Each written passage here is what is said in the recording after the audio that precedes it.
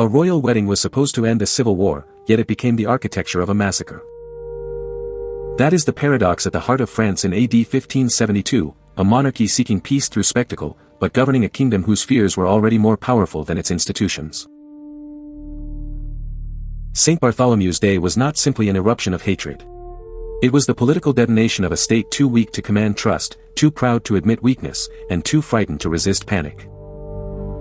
To understand why the wedding of Margaret of Valois and Henry of Navarre became one of the most infamous disasters in European history, the scene must widen beyond a single night, beyond a single order, beyond even the palace itself. The massacre becomes intelligible only when placed inside a kingdom already hollowed by a decade of civil war, dynastic fragility, confessional mobilization, and the slow corrosion of sovereign authority. France after AD 1562 was not a stable monarchy suffering isolated unrest. It was a fractured realm in which noble houses commanded clients, armed communities defended convictions, cities cultivated ideological temperaments, and religious identity had become a claim to political legitimacy. The French wars of religion were never merely a contest between Catholics and Protestants in the abstract. They were a crisis of sovereignty. Who had the right to command obedience when faith, dynasty, and local allegiance no longer aligned? When a subject believed salvation and loyalty pointed in different directions, which claim prevailed? That question haunted every truce, every court intrigue, every military campaign, every sermon. The Valois monarchy still possessed grandeur. It retained ceremony, law, and the symbolic language of sacred kingship. But symbols are not the same as supremacy. The crown lacked the unquestioned coercive power that later Bourbon absolutism would claim as natural. It could proclaim peace, but could not guarantee it. It could command loyalty in theory, but in practice had to negotiate with magnates, factions, urban authorities, provincial interests, and armed confessional blocs. This was the first fatal condition of AD 1572. France was still a kingdom, but no longer a kingdom whose center could assume obedience simply because it spoke. The Huguenots, France's Protestants, were not a scattered theological minority waiting passively for tolerance. They had leaders, military experience, fortified places, foreign sympathizers, political intelligence, and a distinct sense of collective survival. They were a force inside the kingdom. Their great nobles did not merely petition the crown, they bargained with it. Their communities did not merely worship differently, they lived under the permanent suspicion that one bad turn in court politics could turn legal existence into annihilation. Therefore, every peace settlement in these years contained an unspoken truth: it was not ending the struggle over France. It was pausing it. Paris intensified every danger. The capital was not neutral territory. It was intensely Catholic, crowded, politically excitable, and highly responsive to preachers, rumor, factional memory, and the language of sacred emergency. In Paris, theology could become public mobilization with alarming speed. A sermon was never only a sermon. It could be a summons, a warning, a verdict on the legitimacy of neighbors. The city had its own psychology, and that psychology did not bend automatically to the diplomatic intentions of the crown. A king might seek conciliation, but Paris could hear treason in compromise.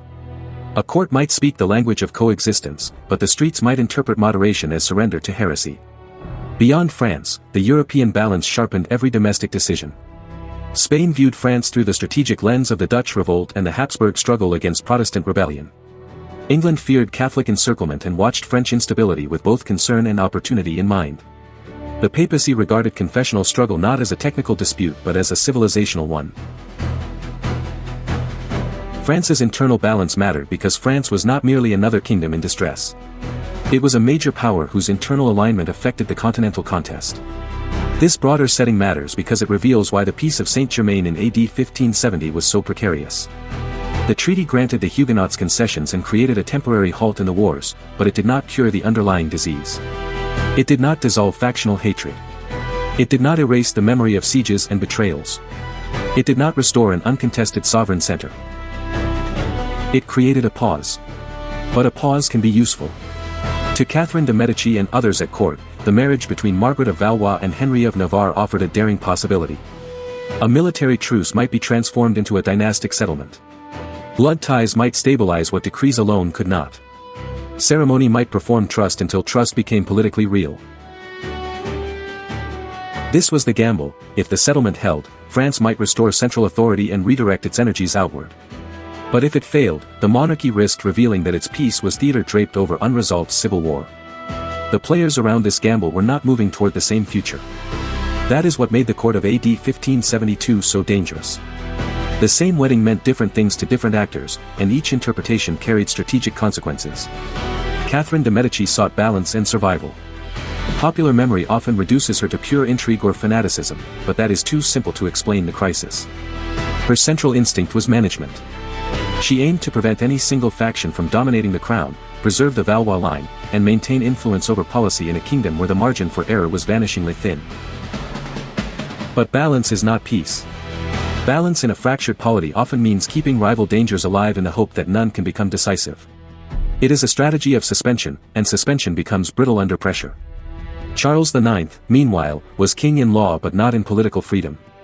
He stood at the center of converging pressures: maternal counsel, militant Catholic expectations, noble rivalries, urban hostility, and persistent fear that renewed war could shatter what remained of royal authority.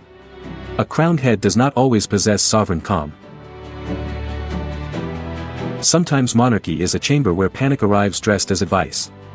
Admiral Gaspard de Coligny represented a different future for France.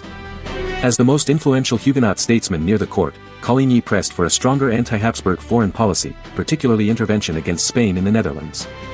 This was not a minor matter. It implied a strategic redirection of the kingdom. War abroad might unite France, restore noble purpose, and check Habsburg power. But it also threatened to drag the crown into a dangerous conflict on terms favored by a Protestant leader. To some, Coligny looked like the architect of renewal. To others, he looked like a man gaining intolerable influence over the king. The House of Guise carried its own memory, ambition, and appetite for vengeance. In Guy's eyes, Coligny was bound to older violence against their house. Here personal feud fused with confessional conflict. Dynastic resentment became political energy. This is one of the enduring lessons of civil strife: ideology rarely travels alone. It allies with memory, pride, inherited grievance, and the emotional arithmetic of revenge. Henry of Navarre and the Huguenot nobility came to Paris under royal assurances. That fact created the central strategic vulnerability of the entire episode. The crown invited men it needed to reassure into the most hostile city in the kingdom, a city where anti-Huguenot feeling was intense and where the monarchy could not fully control the social machinery of violence. Proximity, meant to symbolize reconciliation, became exposure. The logistical reality must be faced directly. Paris contained royal guards, noble households, armed retainers, neighborhood solidarities, municipal structures, militias, preachers, rumor networks, and a population primed by years of religious fear. Such an environment is not a passive stage. It is a volatile mechanism. Once violence begins, it does not await philosophical clarification. It seeks pathways. Therefore the wedding itself, though intended as a demonstration of restored harmony, also concentrated enemies in a city that already possessed the means and motive for uncontrolled bloodshed. Then came the shot that changed the atmosphere of everything. On August 22, 1572, an assassination attempt was made on Admiral Coligny. He survived the attack, but politically survival was almost secondary. The true force of the attempt lay in what it did to perception. Huguenot elites now had reason to believe they were trapped in a conspiracy at the heart of the court. Royal decision-makers, in turn, could fear that outraged Protestant leaders might seek retaliation, seize influence over the king, or trigger a fresh uprising. The event was destabilizing not only because someone fired, but because every faction immediately saw the worst intentions of its enemies confirmed. Here lies the strategic hinge. The crown had staged a public ritual of peace, but the court remained a battlefield of private intelligence, incompatible designs, and subterranean fear. In such moments, governments become vulnerable to the oldest temptation in politics, to convert uncertainty into preemptive violence. If loyalty cannot be trusted, eliminate the potential traitor. If tomorrow looks dangerous, kill today. That logic has undone states across centuries because it presents panic as prudence. The Crisis Council after Coligny's shooting has never yielded to perfect historical certainty, and honest history must preserve that uncertainty. Debate persists over degrees of premeditation, over who pushed hardest, over whether a selective purge had already been contemplated or was improvised under pressure. But false simplicity would only flatter hindsight. What matters most is the mechanism of escalation. The royal inner circle appears to have concluded, whether from genuine fear, calculation, or some toxic combination of both, that leading Huguenot chiefs had to be eliminated before they organized revenge or rebellion. This is a crucial distinction. A plan to decapitate a leadership elite is not the same thing as a plan for a general massacre of a city. The first is already ruthless state violence. But the second is something even more catastrophic, a release of social killing that exceeds command. The early targets suggest the logic of political decapitation. Coligny and other prominent Huguenot leaders lodged in Paris were the primary focus. Such targeting indicates an initial strategy aimed at disabling organized opposition. But states often deceive themselves about violence. They believe that because they intend a limited strike, society will interpret it as limited. They believe fear can be administered in precise dosage. They believe legitimacy can survive selective murder if the victims are politically useful enough. History repeatedly shows the opposite. Once power sanctifies killing, interpretation escapes the planners. That decisive transformation came on St. Bartholomew's Day, AD August 24, 1572. Royal violence, whether commanded, tolerated, or made legible through inaction, signaled legitimacy. The House of Guise, municipal actors, militias, neighborhood forces, zealots, looters, frightened households, and men with private scores all read the moment through their own agendas. Some saw holy sanction. Some saw political permission. Some saw a chance for vengeance. Some saw an opportunity for plunder. Some killed from fear that not killing would mark them as suspect. Such conditions are the true anatomy of massacre. Not a single will controlling all events, but a convergence of motives suddenly licensed by power. Rumor now outran command. In a city trained by years of sermons, fears, and confessional absolutism, selective killing was heard not as a narrow operation but as a revelation of the regime's true desire. Once that belief took hold, command began to dissolve. This was not simply the state acting and society obeying. It was the state opening a gate that society widened with terrible speed on its own terms. This distinction matters because it explains why events became so vast and so difficult to contain. A centralized order can sometimes be rescinded. A civic contagion cannot be recalled by mere preference. It must burn through fear, rumor, opportunity, and imitation. In Paris, the killing spread beyond the first political targets. The massacre became urban. St. Bartholomew's Day was therefore not a single decision but a fusion, a likely decision for selective decapitation joined to a city already prepared for generalized slaughter. The catastrophe lies in that fusion. If the court had not moved against Huguenot leaders, the city might not have received the signal. But if Paris had not possessed its charged religious and social climate, the court's violence might have remained narrower. The horror emerged because both conditions existed simultaneously. Elite conspiracy and mass participation met each other. Faith and statecraft became inseparable. Rumor defeated command. And the old illusion that violence can remain limited once sacralized collapsed almost instantly. The shock did not end in Paris. Over the following weeks, killings occurred in other French towns. This provincial echo is essential. It proves that the massacre was not only a capital convulsion but a national shockwave transmitted through imitation, local politics, rumor, and confessional insecurity. Urban leaders elsewhere interpreted the Paris events through their own fears and ambitions. Some believed they were conforming to the king's will. Some acted before being threatened. Some used the climate to settle local balances of power.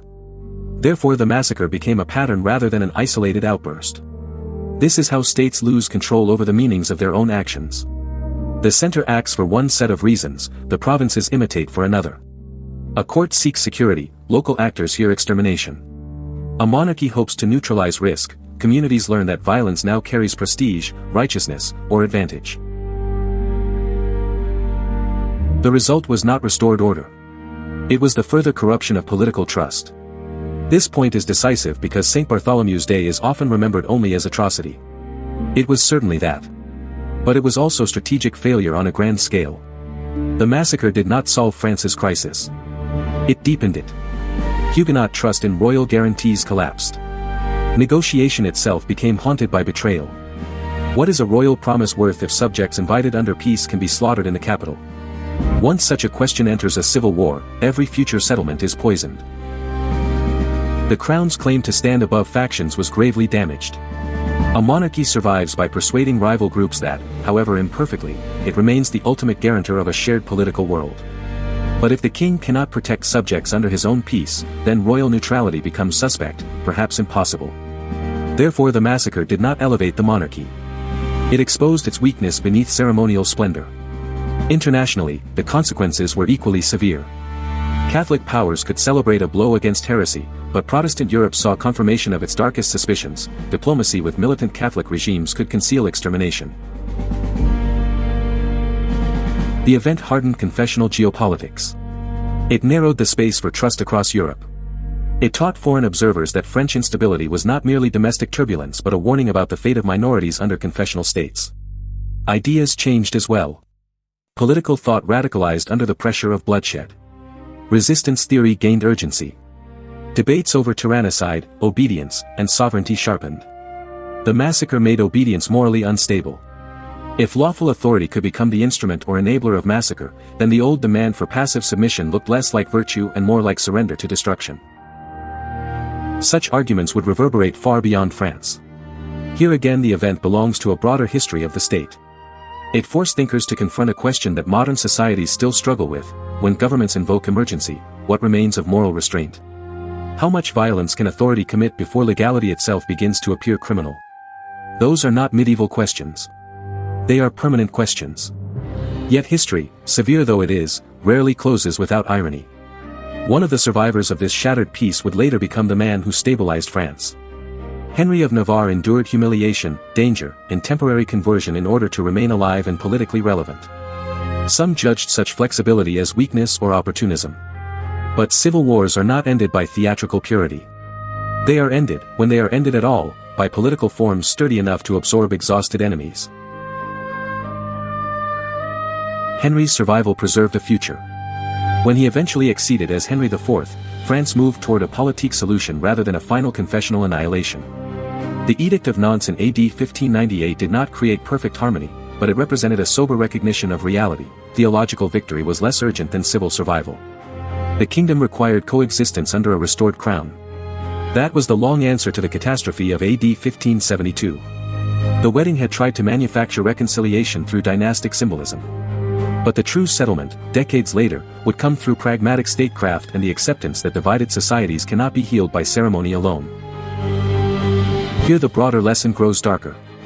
States often destroy themselves not only by deliberate cruelty, but by governing through panic. Panic narrows imagination. It presents exterminatory options as temporary necessities. It persuades rulers that emergency violence can defend legitimacy, when in fact it often corrodes legitimacy at the root. Once sacred language is fused to emergency power, society receives an education in fear. It learns that suspicion is patriotic, that elimination is defensive, that the enemy within is everywhere. Then the state no longer needs to command every blow. It has taught the population how to interpret anxiety as permission. That is why St. Bartholomew's Day matters so profoundly. It reveals a timeless mechanism in human affairs. Elites may believe they are managing risk through targeted force. But once identity, rumor, and moral absolutism enter the chain, command dissolves and violence becomes social common sense. What begins as an operation becomes an atmosphere. What begins as calculation becomes contagion. The verdict is severe. The massacre allowed the crown to survive the immediate panic, but only by damaging the kingdom it claimed to save. It did not resolve France's struggle. It prolonged it. It did not restore trust. It annihilated it. It did not prove sovereign strength. It exposed the monarchy as a power capable of staging peace while unable to control the consequences of its own fear. The true cost was not counted only in the dead, though the dead were many. The deeper cost was political: the corruption of promise, the desacralization of royal protection, and the radicalization of a society already fractured by confessional war. The modern mirror is uncomfortably clear. This event speaks directly to an age of disinformation, factional polarization, emergency powers, and political spectacle. Governments still perform unity while presiding over unresolved structural conflict. Leaders still mistake symbolic gestures for durable reconciliation. Populations still absorb rumor faster than institutions can correct it. And once a state hints that some internal enemy lies beyond ordinary protection, violence acquires moral glamour in the minds of the fearful. St. Bartholomew's Day warns that power is not only what rulers order. Power is also what populations believe those orders mean. A gesture of reassurance without real trust can become a trap. A selective strike can become a social license. An emergency can become a habit of mind. The final legacy question is therefore not merely what France did in AD 1572. It is what every civilization must ask when fear rises and factions harden: at what point does the desire to preserve order teach a society to destroy the very conditions that make order worth preserving? If this episode sharpened the way history looks in the present, continue with the next video on the end screen. And for the discussion below, answer this directly: was St. Bartholomew's Day primarily a court conspiracy that escaped control, or a social explosion that the court merely ignited? Subscribe for long-form historical analysis that does not stop at events, but explains the deeper logic of power, fear, and human behavior behind them.